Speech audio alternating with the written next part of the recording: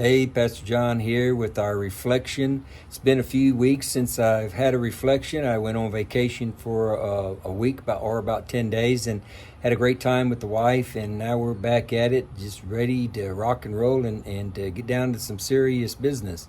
This past Sunday, we celebrated Welcome Back to Church, where for those individuals that hadn't been in church in a while, or for us to invite someone to church, that's what it was all about.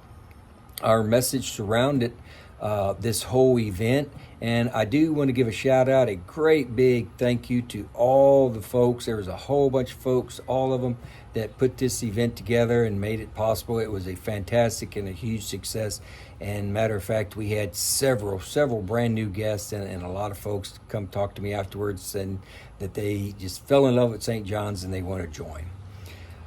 Our message Sunday was a simple one. Our message was, love God with all your being and love your neighbor as yourself.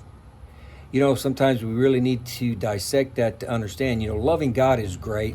We love God. We're Christians, and that's what we're supposed to do. We're supposed to love God with everything we have. But loving your neighbor as yourself, that gets a little bit difficult sometimes, a little harder, doesn't it? I mean, that's not the easiest thing to do. So I asked everyone yesterday in church, if you were to look at yourself in the mirror and the person staring back at you, how would you feel about them? Do you like what you see? Do you like the image? Are you critical of what's looking back at you? Or do you love the person that's looking back at you? And if you can answer yes to that, then loving your neighbor is very simple, because you see, loving yourself and loving your neighbor, well, that helps us to love God. But if you say no to who's looking back at you in the mirror, then you can't truly love your neighbor, because without loving yourself, you can't love your neighbor. God created us in His image. He created you as a masterpiece. And as I said yesterday, God doesn't create junk. And so in order to love your neighbor like you love yourself, you have to love yourself first. You have to put all of that behind you. You have to give it to God. Let Him take that away. Because without loving your neighbor, well, then we truly, really cannot love God the way He wants us to.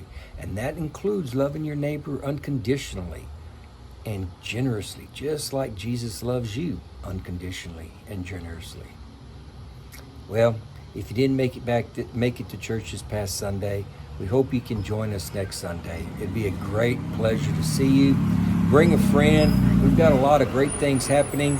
Wave to the school bus behind me, and we'll see you later. God bless and have a fantastic day.